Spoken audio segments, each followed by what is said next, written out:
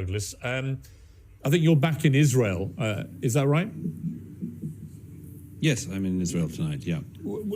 Today it was a sea of other stories have come out in the last few days, which have been concerning, I think. For anyone who, like me, believes that Israel has not just a moral duty to defend itself, but has a fundamental right to do so after what happened on October the 7th. And I've said that clearly from the start. It's always been, for me, the issue of proportionality. And it seems that in the last few days, there have been a number of incidents which really question whether Israel is being precise, as it says it is, or indiscriminate. And I would cite the killing of the 3 hostages. I would cite the killing of the 2 women outside the Catholic Church. I would cite the President of the United States saying that they're using indiscriminate bombing, and so on. Do you, Douglas, notwithstanding your full throttle support of Israel, does anything that's been happening make you think Israel needs to execute this war differently? No, and I think that most of the people who think they know how to execute this war have never executed a war. Indeed, most people who think they know how the IDF should be running this conflict have never been near a conflict. I'm in Israel tonight. I was in Gaza again yesterday. And the examples that you give, by the way, Piers, I don't see why they show any need to prosecute the war itself differently. I mean, just to take one of them, the first example you give, the absolutely tragic, awful shooting of these 3 hostages as they were coming out. But, you know, some of the spin that's been put on that in the world, apart from the glee, of course, that Israel's enemies can't help expressing, some of the spin on that is almost as if it shows the IDF is a sort of so brutal that it even kills Hamas hostages who are Israeli. I just think this is another example of the international media and others just having this astounding lack of empathy for the Israeli people. Can you imagine what it was like for those soldiers who were in Gaza, knowing that at any point there are snipers, there are booby traps everywhere, people coming out of tunnels that they've built at British and American taxpayer expenses and attacking them? Can you imagine what it was like for the soldiers who, in that terrible moment, made the life-changing mistake of shooting 3 people who turned out to be Hamas hostages? But why would they, but Douglas, on that, why would they shoot anyone who was shirtless and waving an SOS flag? I mean, why would whoever they were, whether they were Israeli hostages or whether they thought they were Palestinians, why would anyone shoot anyone who comes out like that? That's my point. That'll be a matter for the inquiry into it. But, you know, look, it's hardly as if they'd have wanted to have done that. What this demonstrates is, in this incredibly close conflict in a heavily built-up area, with people coming out from all sides, firing, shooting, detonating, people make mistakes. Of course they do. That's just a human reality of war, horrible as it is. I don't think it shows in any way that Israel is prosecuting this war wrongly. As for the main issue of the war is to destroy Hamas. No Israeli of left or right or center believes anymore after October the 7th that they can live beside Hamas. Hamas has been given the statelet of Gaza. It was given it in 2006, voted in, then killed their fellow Palestinians in a coup, killed Fatah rivals, and they've run the Gaza for almost 18 years now. And they've produced a new generation of people whose main aim in life, it seems, according to their textbooks and their classes, is to regard Jews as enemies who should be killed.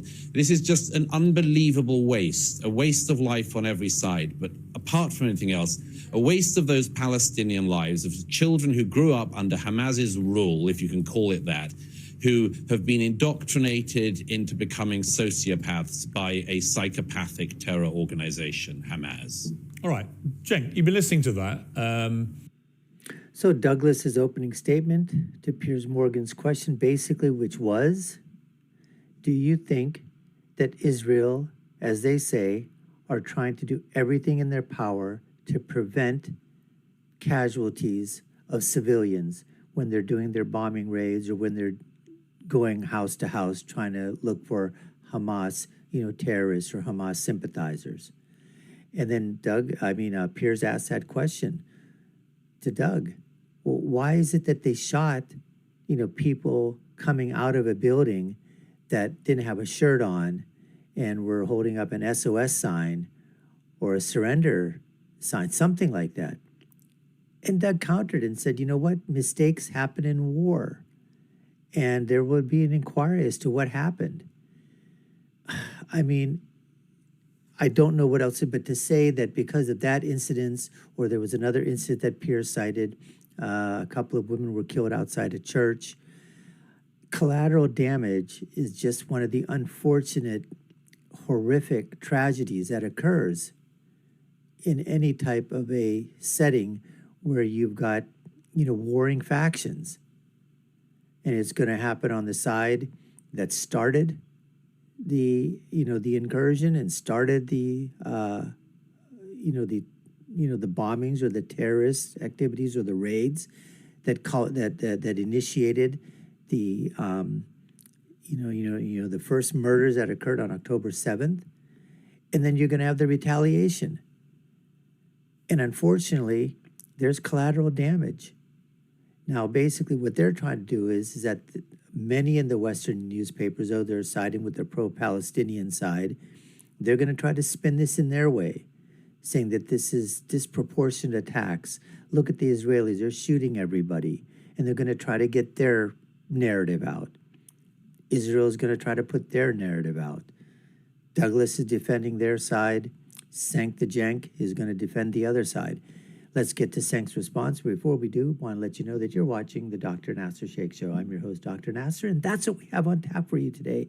This fiery debate that's just it's going to get explosive, folks. You know it. When you put Cenk in a room, it gets bombastic, right?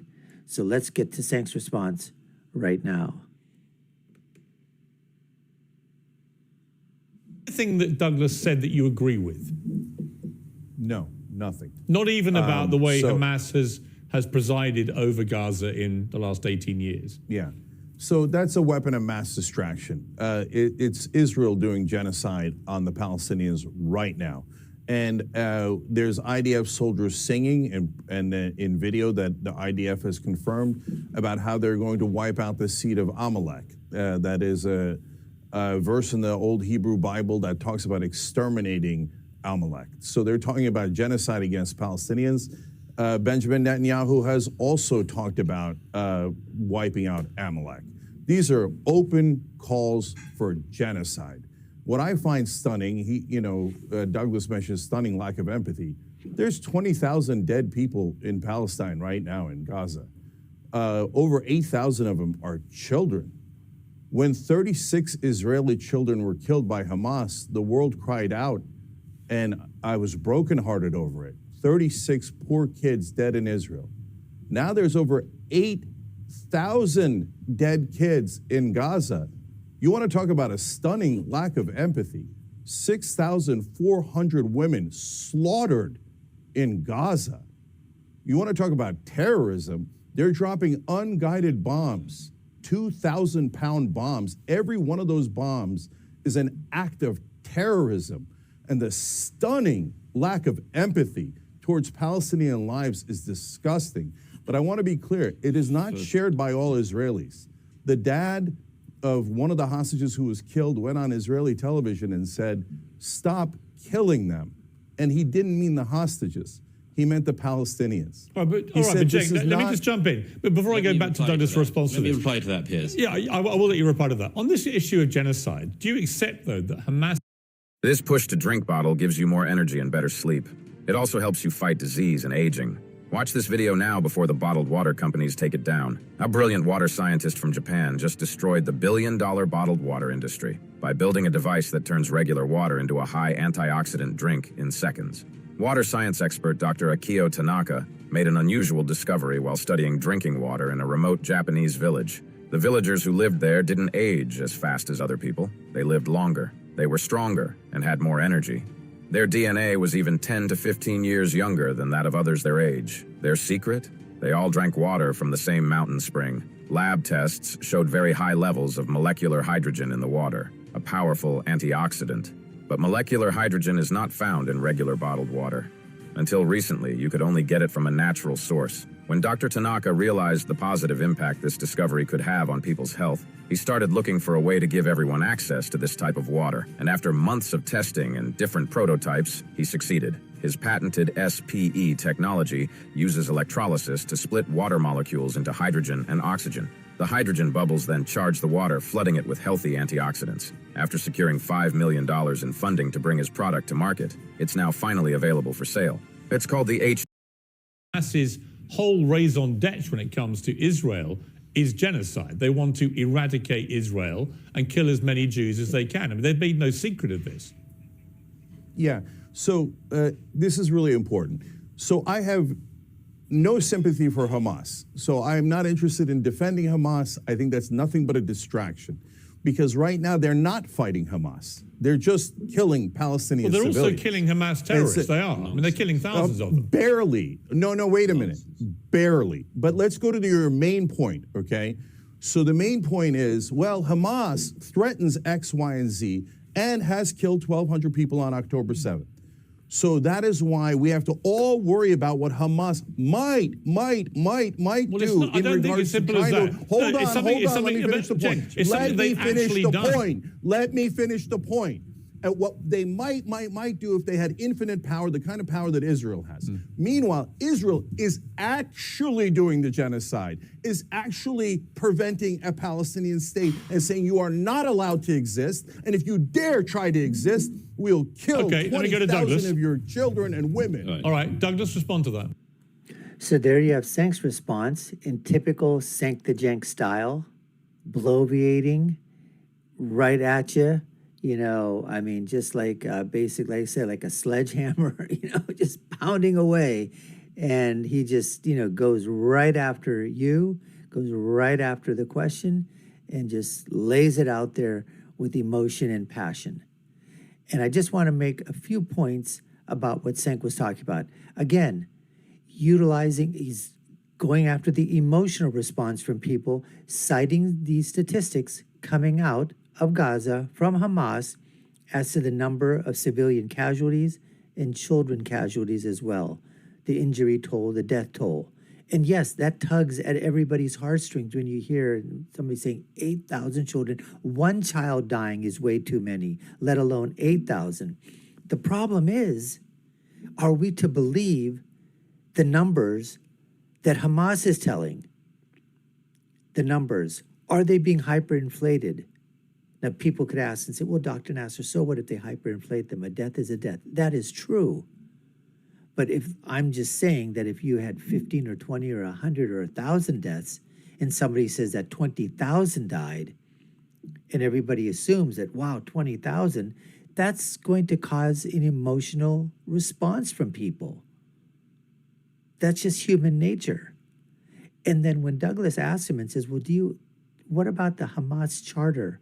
What about what Hamas says they want to do to eradicate Israel, to a genocide of the Jewish state, the Jewish nation?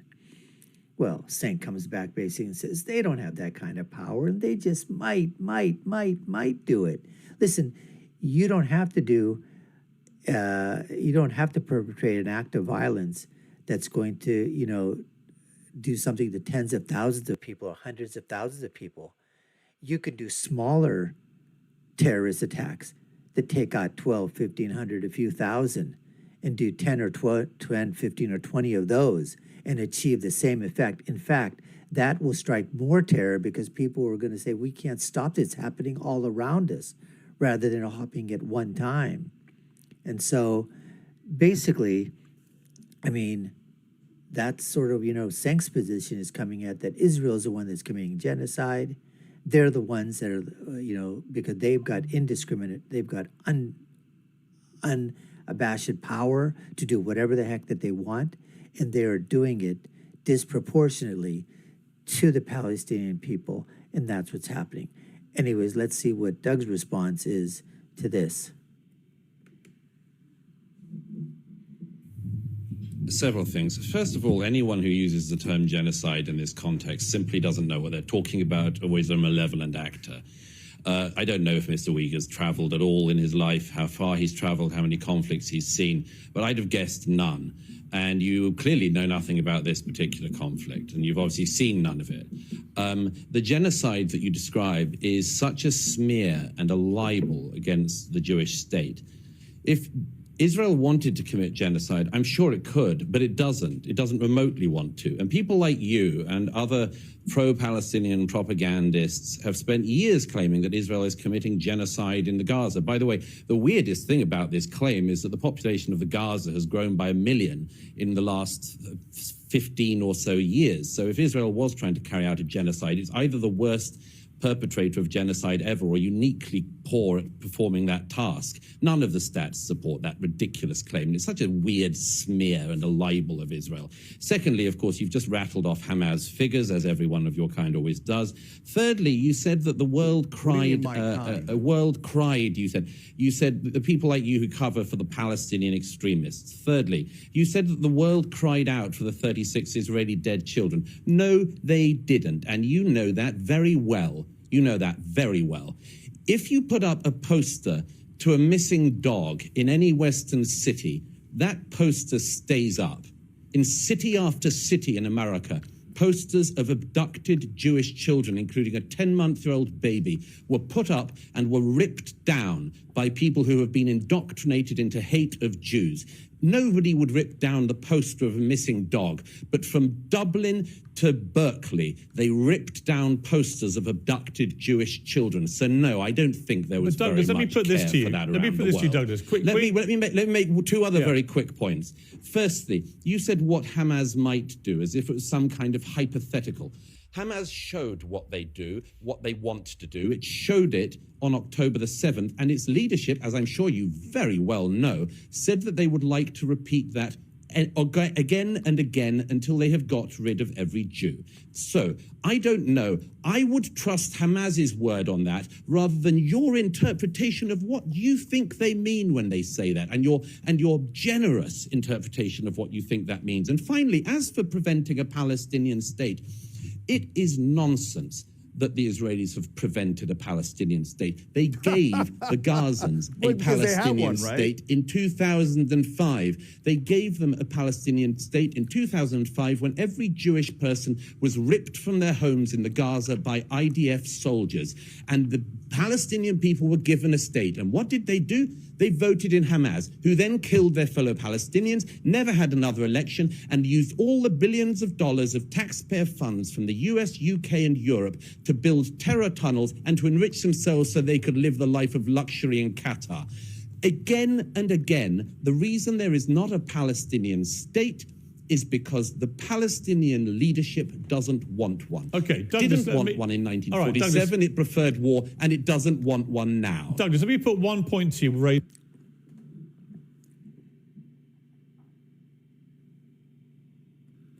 Boy, oh boy, oh boy. Doug does it his way, Cenk does it his way. There are some subtleties in the way that these two counterattack when they're debating, discussing. As you notice, Cenk goes after somebody with a freaking sledgehammer and just pounds and pounds and pounds. And after the sledgehammer is done, he takes his foot and he stomps and stomps and stomps. Once he's done with that, it takes a huge boulder and crashes it down on it. That's Cenk style, just brute force, brawn. Doug comes after you, surgical, making those cuts and just literally slicing his opponent, down, slicing into pieces, basically, taking it apart at the seams and doing it with like a velvet glove, but with the power of a sledgehammer. And after a while you go, God, that hurt. What was that? And then you're looking at it and going, it was just that's a piece of velvet. But the power that he uses when Doug, goes after his opponent. Now, there's a few other things that I wanted to mention in terms of this. And one of the things is that when Douglas talks about that Cenk's interpretation of what Hamas wants to do, that they might want to attack. They might want to eradicate the Jews. No, they've shown over and over and over again, Hamas, that they want to eradicate the Jewish people. They want to eradicate the state of Israel. They want to wipe it off the face of the earth. It's in their charter. It's not a question of might. They've done it. October 7th was, what else do you want in these? But, what you saw on October 7th. And then finally, what I'd like to say in terms of this is that when Douglas was talking about that, the posters of children that were basically taken as hostage were being ripped apart, ripped off of, telephone poles, ripped off of buildings. These photos of these children that were missing, Israeli children, and it was being done by pro-Palestinian propagandists and pro-Palestinian supporters. Why? Why was that being done? What type of a look does that give to the pro-Palestinian side? And as Doug rightly pointed out, if that was a dog that was missing or a pet that was missing, they wouldn't have been ripped down. But these are human beings and they're being ripped down. Yes, what do you have to say for that? Right? Anyways, folks, we appreciate you taking the time to watch. You've been watching the Dr. Nasir Shaikh Show. I've been your host, Dr. Nasir, and if you haven't done so already, subscribe to the channel if we've earned it. Like, share, and follow us. You know what to do. Take a look at our other video links above and below. I'll leave you with my final thought, which is, when you're right, and when you're left, you're wrong. Until next time, folks, take care and stay safe.